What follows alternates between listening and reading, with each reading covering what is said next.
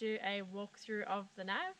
We're going to go through some of the mods we've done so far, a few of the issues we've come across, and then we'll go into some new exciting mods that are going to happen over the next coming weeks.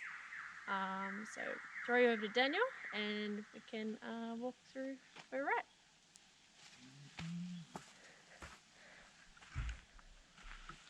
Okay, it's a 2016 Series 2 NP300 Navara. It's pretty much when they stopped calling them MP300s.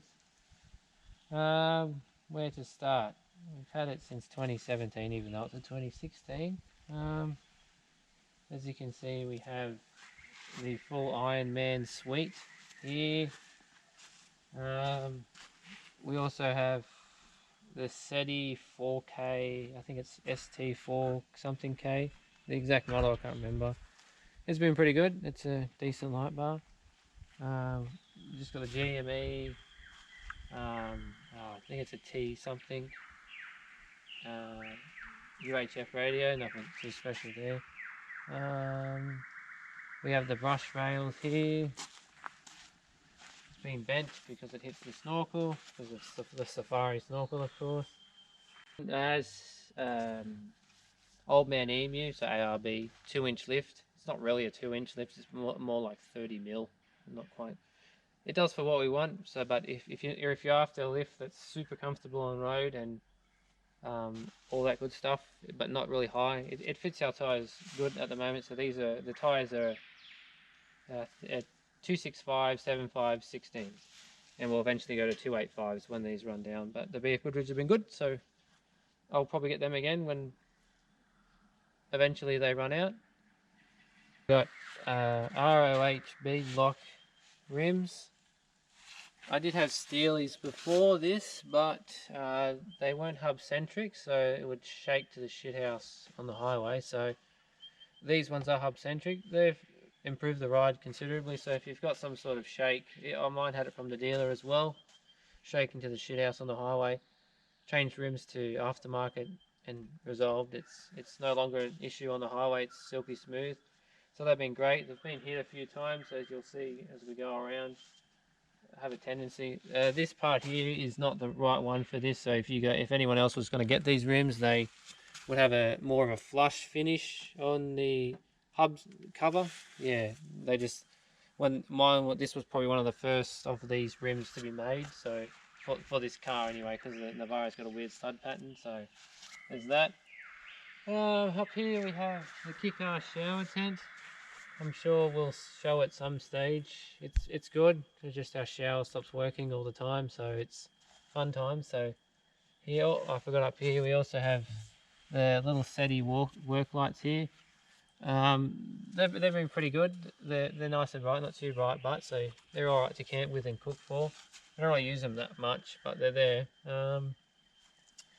What else? So up the top here we have the Rhino Pioneer platform.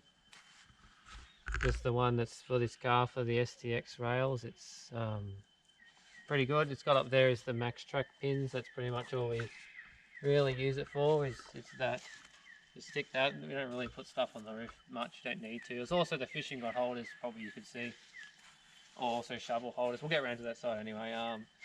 Also here we have it's an EGR hard top lid with a custom made. I guess it's like a rack made. When I bought this car, not many people made aftermarket accessories, so this was custom made by a company in Wollongong called Off-Road Tour King. They made it for us because at the time, even though now you can buy them with the roof rack function on them, they didn't have that when I bought it. I didn't have an option, so I had to get custom. So this has been pretty good.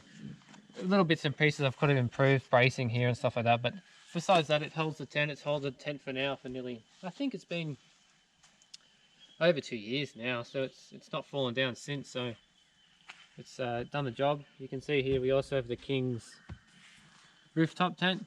It's decent. We've had that for 2 years now. Can't complain about it. The only thing major is the mattress that's the cold in and stuff, but we've just changed to self-inflating and it's pretty good. We can't complain.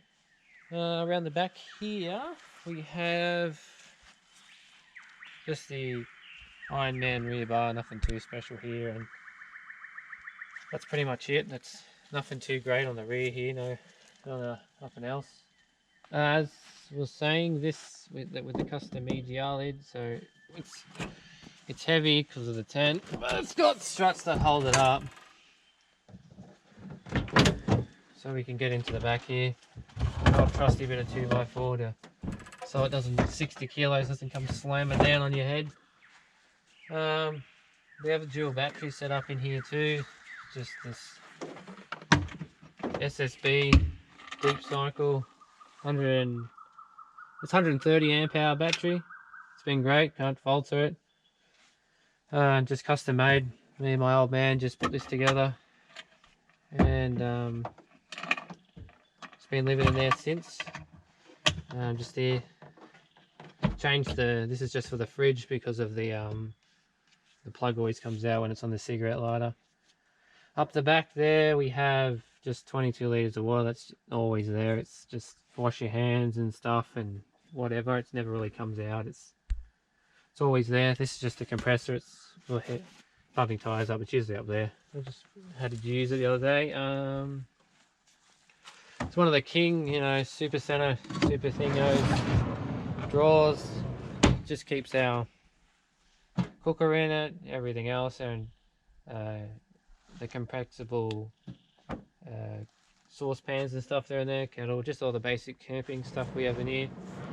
They're not bad for the price, just heavy, so just be mindful of that. I think that's like 50 kilos, so just be wary that it's going to weigh a lot if you're putting in and worry about weight.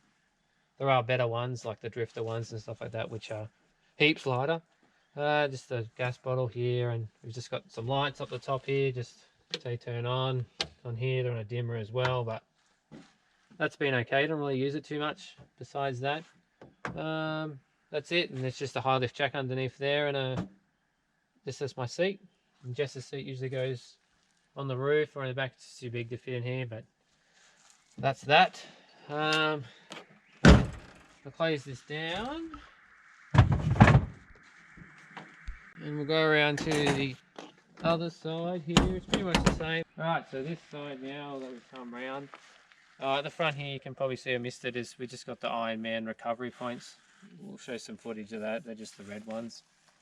Side things again, Iron Man side steps. We've just got the BCF, essentially 2.5 by 2.5 I think it is, or 2 meter by 2.5, 2 meter by 2.5 awning. It's only really out to when we cook and stuff like that, so it's not, we don't need to have it out to, because our tent's there, so it's there. That's pretty much it for this side. Nothing too crazy. Just up here we've also got the shovel holders, fishing rod holders. I guess they're just universal for anything you want to tie down. And that's it. I guess we'll move on into the the cabin. Alright, and now we're in the cabin. We've just got down here, it's the GME, that's what it is, it's a TX3100. It serves its purpose, that's a UHF, it's fine. Also got down the bottom there the bedrock floor liners, or floor mats, I call them, full of grass. Up here we have the projector, just the volt, it's a dual battery monitor. As I have the projector, DC to DC 25, an EDS scan gauge, just a super center one. The seats here, you can probably notice they're not the standard seats, so we've had them changed for a few years now. The standard ones weren't very comfortable, so these are out of a VE or VF, I think VE, SS Club Sport, and they just use the existing Navara frames and stick the foam. They make the foam fit to it, so it's completely legal because the factory airbags are still inside here, and yeah, it's completely changed. So this our one still retains the heated seats as well, so it's nice here. Little things here in the metal for the STX is to turn the heated seats on. But yeah, these are probably one of the most comfortable upgrades we've done to the car. It's really comfortable on long trips, no sore ass or anything, so it's nice. Nothing really else in the cabin. That's it, just charging things, but nothing. We don't have anything else special in the back. Just for storage, to be honest, and some tools, but nothing great. It's not special. I guess now we'll move on to the engine bay. I think is the last part to show you. I also got a down here, just got the light bar switch, but nothing special there. Alright, so under the hood now, we've just got up here Process West catch can, made by a company in Wollongong, not too far from us, so found them. He makes them all in house with his CNC. It's really cool. It's got a removable filter in it, which is just, you can clean it and don't need to keep buying new filters or anything like that. He just recommends cleaning it every 10,000 and some mineral turpentine, I think he says. But yeah, it's been good. It catches probably about 100 mil every 5,000, so it's doing its job. You can see here, this is just a Sparky's handiwork here. We just used some of my dad's corrugated thing to protect the dual battery wire that goes along under the chassis. Up there you can also see that's a new addition, is the ARB diff breathers and gearbox breather, transfer case breather. That's the mission to install, but that's in there now, so hopefully that'll stop water from being getting. I've just been lazy and forgot to get it. Over here, this is where the Safari snorkel. I'm planning to hopefully change to the platinum platinum suspension airbox they make. It's on the to-do list.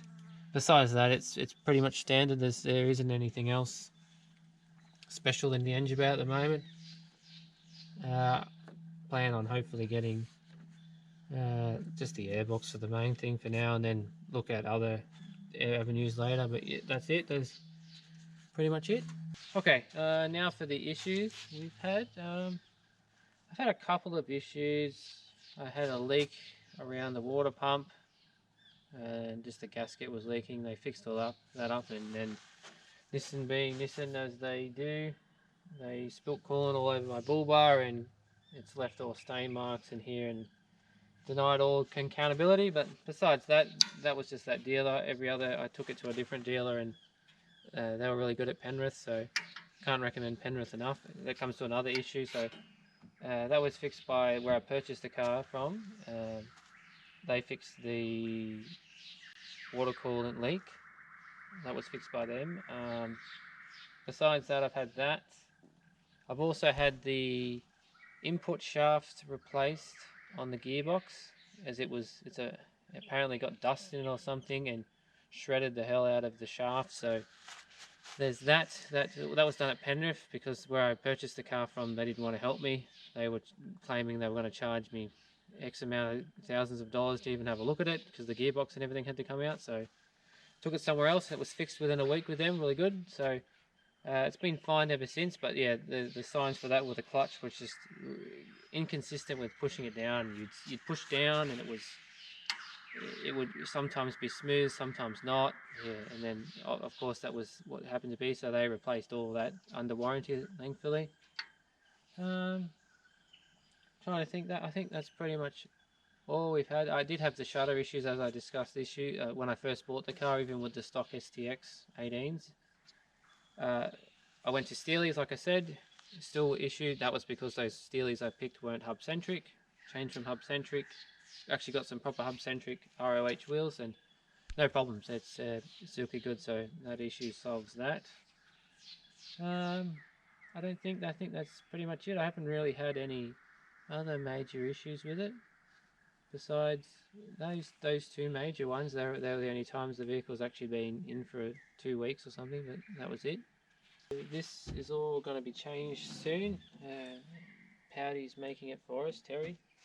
We'll show that once it's been put on. It's going to go to steel tray with alloy canopy, and then the tent's going to go on top, but that's all to come. So we'll go through that once it's on the vehicle. But that's why I have such high rating springs on the back, because I was planning on changing the tub off just for more space. But that's it. So we'll have a video on that once it's all on. just hopefully another 2 weeks from now, hopefully we're ready to roll. So thanks for watching.